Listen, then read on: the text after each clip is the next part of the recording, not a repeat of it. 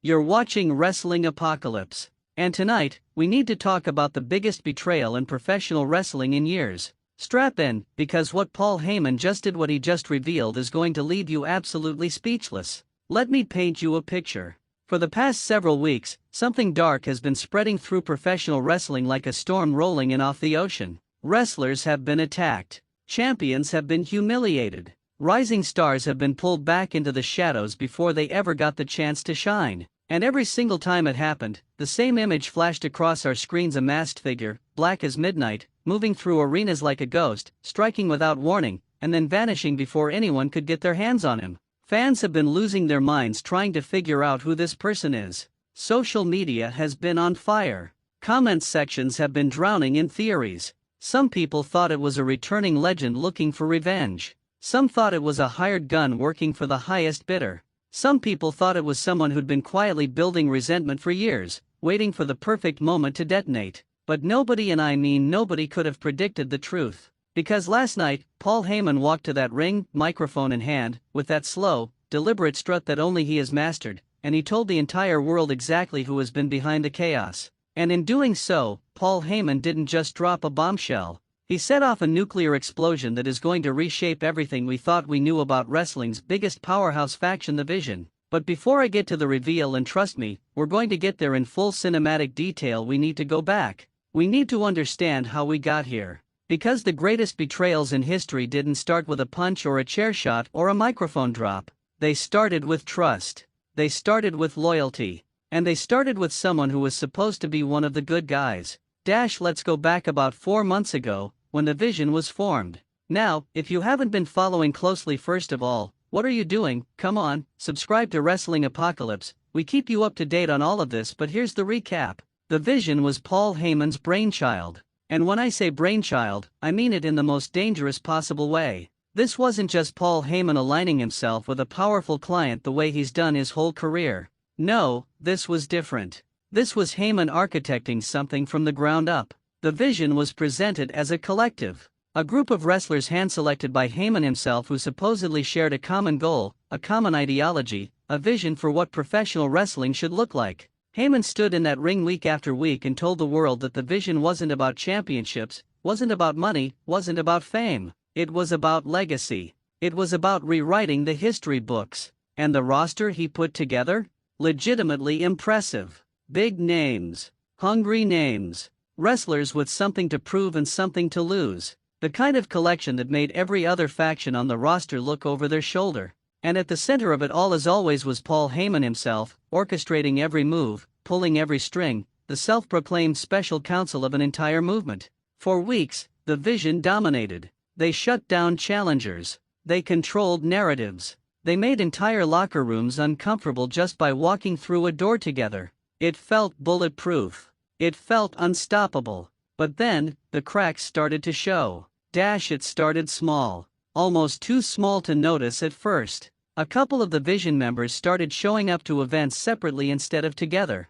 There were whispers backstage, and look, Wrestling Apocalypse doesn't traffic in unverified rumors, but when the same story comes from multiple directions at the same time, you start paying attention. Whispers that not everyone inside the Vision was happy. That some members felt like Heyman was playing favorites. That some felt like they were being used as pawns on Heyman's personal chessboard rather than being treated as equal partners in this supposed movement. Then came the attacks. The first one happened 5 weeks ago. One of the Vision's own allies, a wrestler who had been publicly aligned with the faction but never officially announced as a full member, was found backstage after an event, laid out cold, completely unable to compete. No camera caught the attacker. Nobody saw a face. All anyone saw was that black mask disappearing around a corner. Management launched an internal investigation. Heyman went on camera and acted appropriately outraged, appropriately concerned. He pointed fingers outward at rival factions, at jealous competitors, at people who couldn't handle the superiority of the Vision. He was performance and theater and misdirection all rolled into one, which, again, is Paul Heyman, so nobody thought twice about it. But then it happened again. And again. And each time, the masked attackers seemed to know exactly where their targets were going to be. Exactly what moment would leave someone vulnerable. Exactly how to slip in undetected and cause maximum damage before disappearing without a trace. That's when the fan theories really exploded. And honestly, they were wild. I've been in this business of covering wrestling for a long time, and the creativity that wrestling fans bring to mystery storylines never ceases to amaze me. People were making video essays, people were doing frame-by-frame analysis of the grainy footage that cameras managed to capture, people were clock timing the masked figure's height and build and comparing it to every wrestler on the active roster. And yet the truth was hiding somewhere nobody expected. Because the truth wasn't outside the vision. The truth was at the very top of it.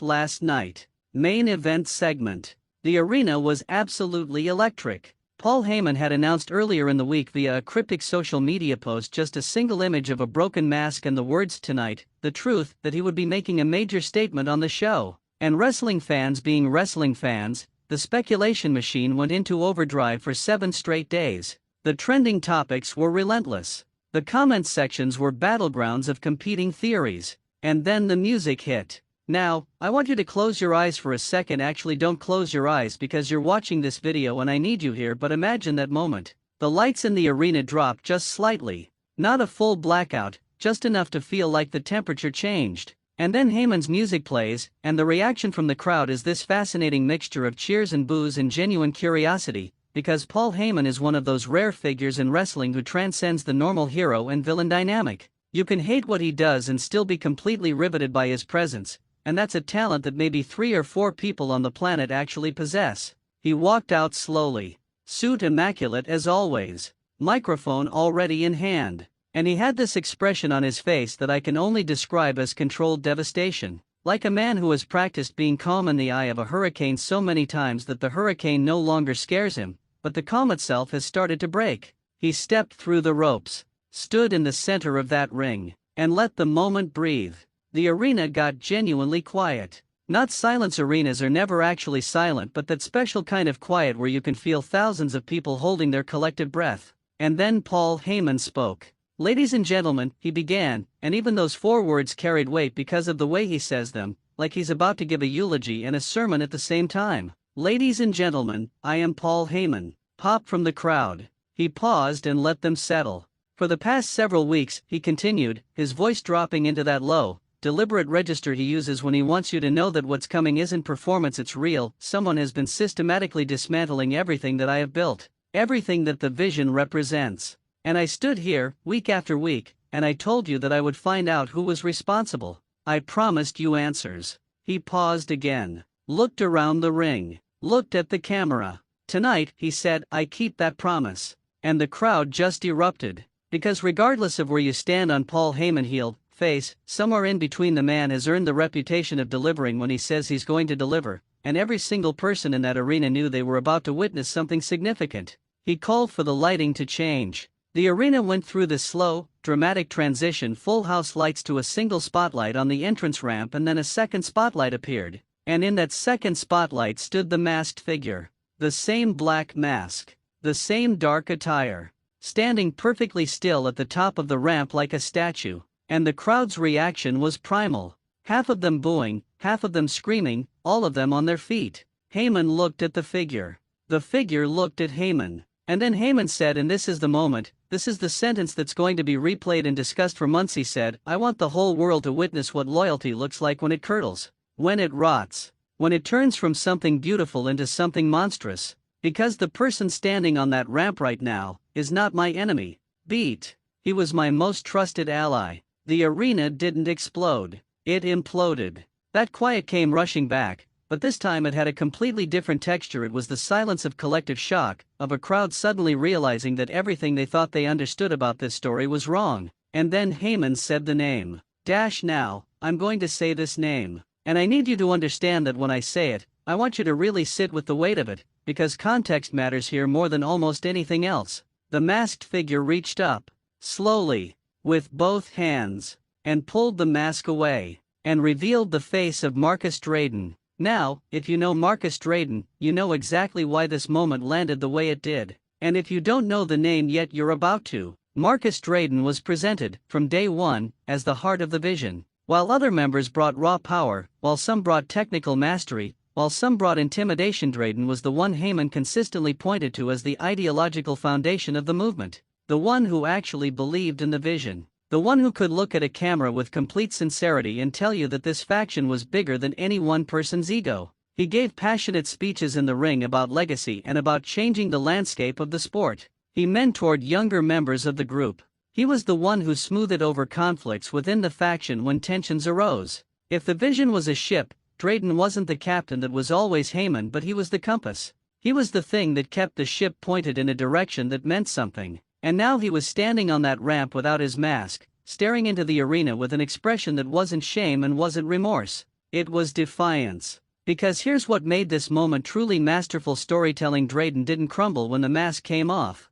He didn't look caught. He didn't look like a villain exposed in the bright light of justice. He looked like a man who had been waiting for this exact moment, who had planned for it, who wanted the world to see his face.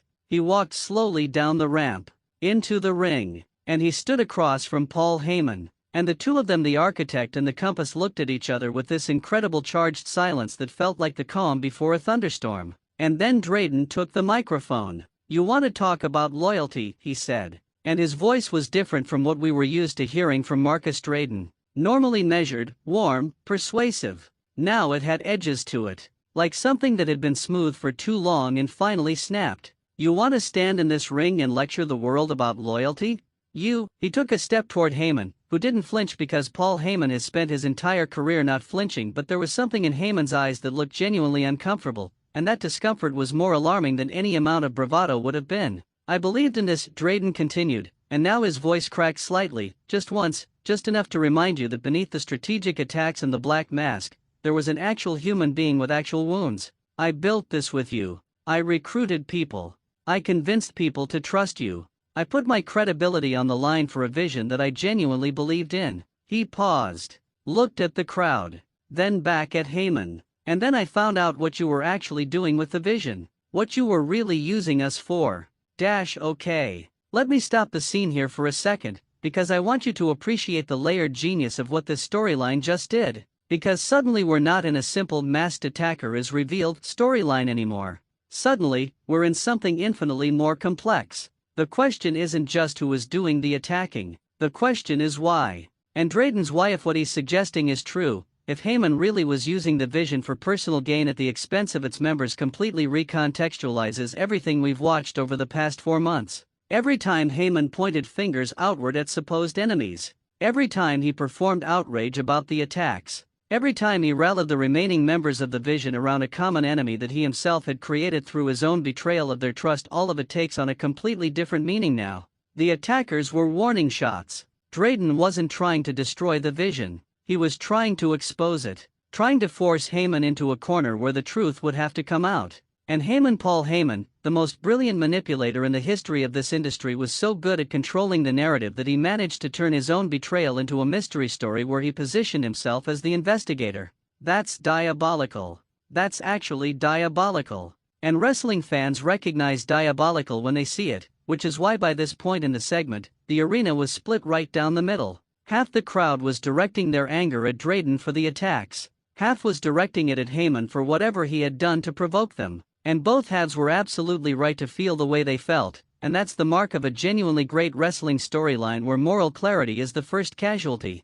Back in the ring, Heyman took the microphone back, and his tone shifted. That controlled devastation we saw when he walked out? It was gone now, replaced by something colder, something more calculated. "Marcus," he said. And just the way he said the name, quiet, almost gentle, somehow made it more threatening than anything he could have shouted. "Whatever grievances you have with my decisions as the leader of the Vision, and let me be clear, I am the leader, I have always been the leader, and every single person who aligned themselves with this movement did so knowing that whatever grievances you have, the appropriate response was a conversation, a confrontation, not a coward's black mask and a string of attacks on innocent people who had nothing to do with any decisions I made." He let that sit. "You have humiliated yourself," Heyman said. "And worse, you have humiliated everyone who believed in you." And now the arena turned. Not completely, not unanimously, but the crowd shifted, the emotional tide changed, because Paul Heyman is masterful at identifying the one sentence that will move a crowd like a chess piece.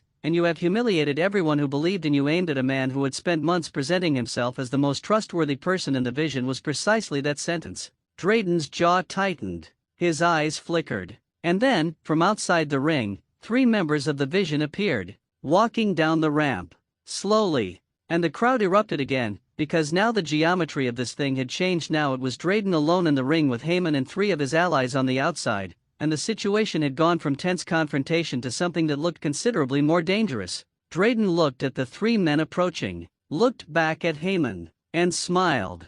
A cold, knowing, completely unafraid smile. "You know what your problem is, Paul," he said. "You always assume that you're the only person in the room who's been playing chess." And before Heyman could respond, the lights cut. Full blackout. Total darkness.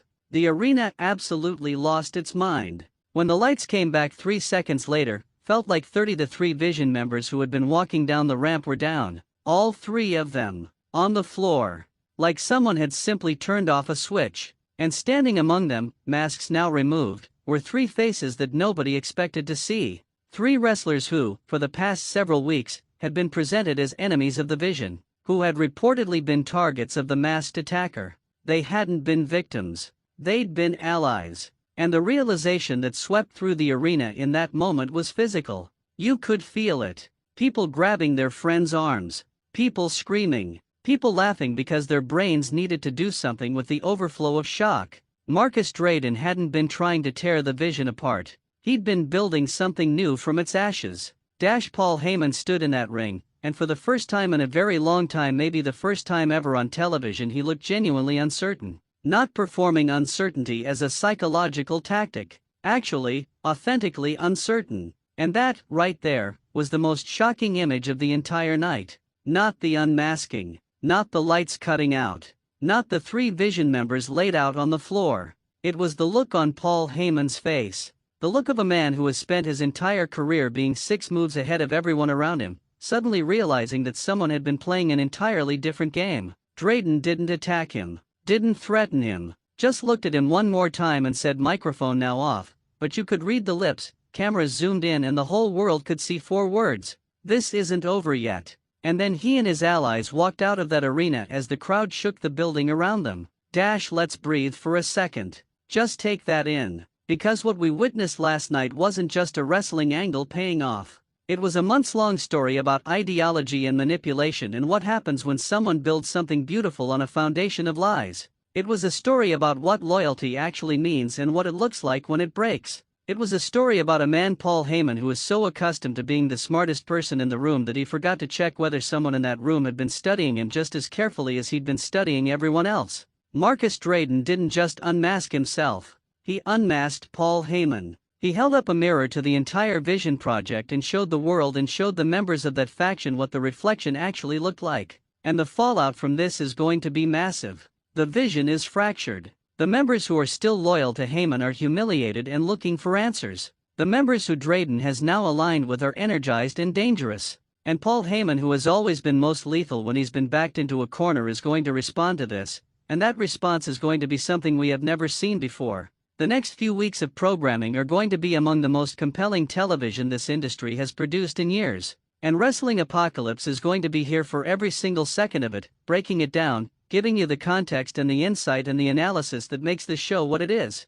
But I want to step back from the play-by-play for a moment and talk about something that I think makes this particular storyline genuinely special. Something that elevates it beyond the normal territory of wrestling angles. The reason that Paul Heyman betrayal stories hit differently from almost any other kind of wrestling story is because of who Paul Heyman actually is in the context of this business. This is a man with an almost unparalleled track record of identifying talent, of understanding what makes a wrestler truly great and then amplifying it, of building loyal relationships with performers who trust him completely. And that track record is exactly what makes him so dangerous as a villain, because his promises carry weight. When Paul Heyman tells someone he believes in them, it means something. When he tells someone he has a vision for their future, they believe him, because he has a history of making futures come true. Which means that when he uses that trust as a tool, when that credibility becomes the mechanism of exploitation, the betrayal is that much more complete. It's not just a broken promise. It's a violation of something that felt genuinely sacred.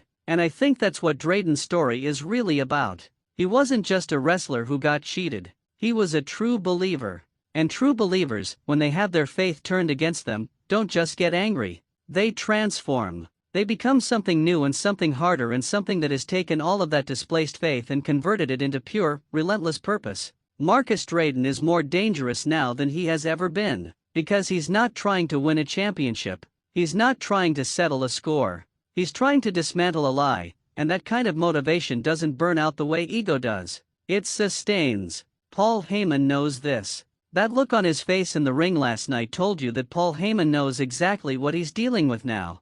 And that, wrestling fans, is where we're going. Now let me give you some thoughts on where this story goes from here. Because this is what Wrestling Apocalypse does. We don't just tell you what happened, we look around the corner. First, Paul Heyman's immediate response is going to be one of two things. Either he goes nuclear, comes out next week with maximum aggression, tries to overwhelm Drayden's momentum before it fully builds, or he goes quiet. He disappears from television for a week or two, lets the speculation build, and then returns with something so carefully constructed that it changes the entire landscape of the story again. My gut says he goes quiet first, then nuclear. Because Heyman understands tempo better than almost anyone. He knows that sometimes the most powerful move is to let your opponent overextend before you strike. Second, Drayden's alliance. Those three wrestlers who showed up in that arena last night and laid out Heyman's loyalists, we need to learn their stories. We need to understand what connected them to Drayden, whether they were also burned by Heyman at some point, whether this is a coalition of the wronged, or whether Drayden recruited people strategically,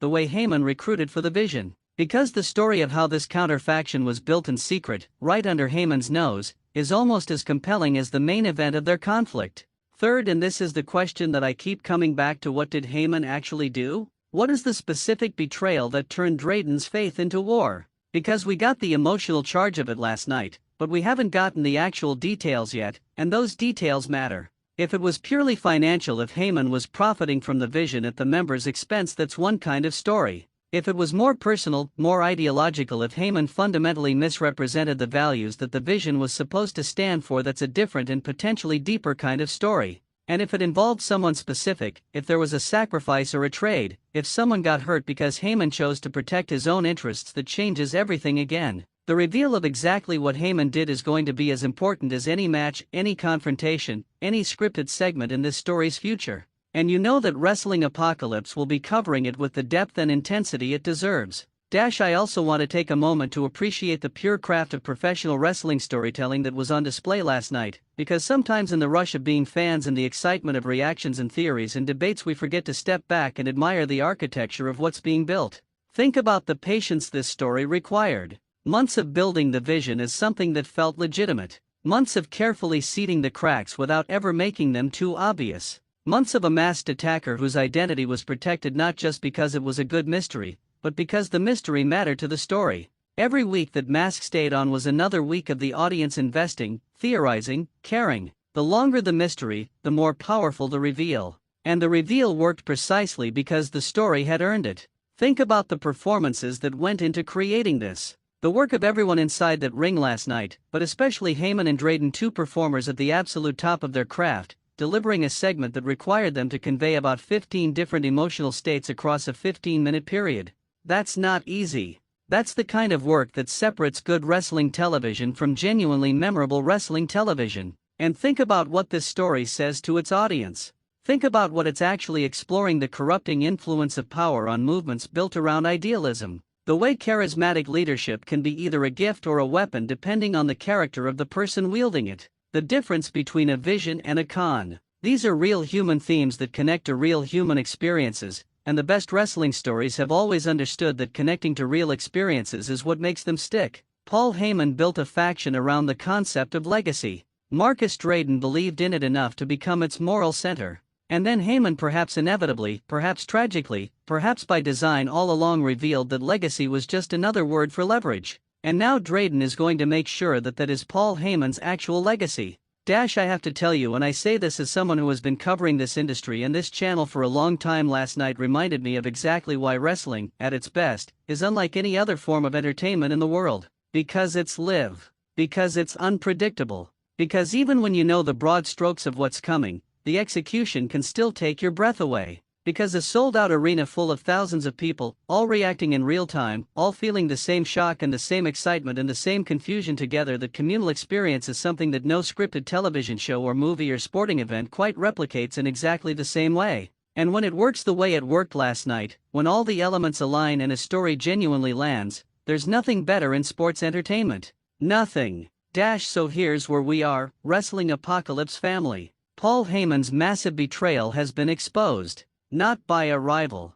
Not by an enemy. By the man he trusted most to hold the vision together. The masked man who has been systematically attacking from within, delivering warning shots that Heyman ignored because he couldn't conceive of the possibility that the threat was already inside his inner circle. That man is Marcus Drayden, and he has torn back the curtain on whatever Heyman has truly been doing behind the scenes. The vision is fractured. Heyman is on the defensive possibly for the first time in his career. And a new faction, built on grievance and purpose and the specific hunger of people who have been wronged by someone they believed in, is rising from the wreckage. What happens next is going to be extraordinary, and you need to be here for it. If you haven't subscribed to Wrestling Apocalypse yet, what are you waiting for? We cover this industry the way it deserves to be covered, with passion and with insight and with the genuine love of storytelling that the best wrestling demands. Hit that subscribe button, ring that notification bell so you never miss a video. Drop your theories about what Paul Heyman actually did in the comments below. I read every single one of them, and some of you are frighteningly good at this, and let me know if you think Drayden is the hero of this story or whether we're being played just like the Vision was.